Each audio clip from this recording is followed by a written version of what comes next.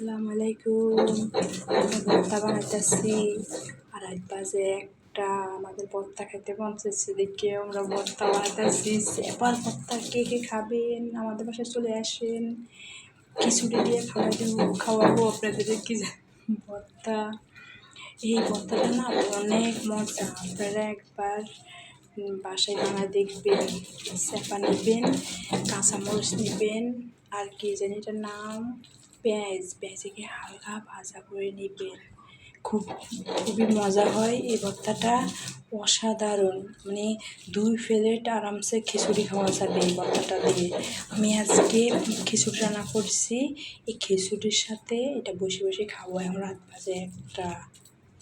আমাদের ভর্তা বানানো শেষ হচ্ছে, এখন আমরা খাওয়া দাওয়া করব। অনেক মজা ভর্তাগুলো। সবাই ভালো থাকবেন। আসসালামু আলাইকুম। আমাদের ভর্তাগুলো কেমন হচ্ছে কমেন্ট করে জানাবেন। Bye bye, tata.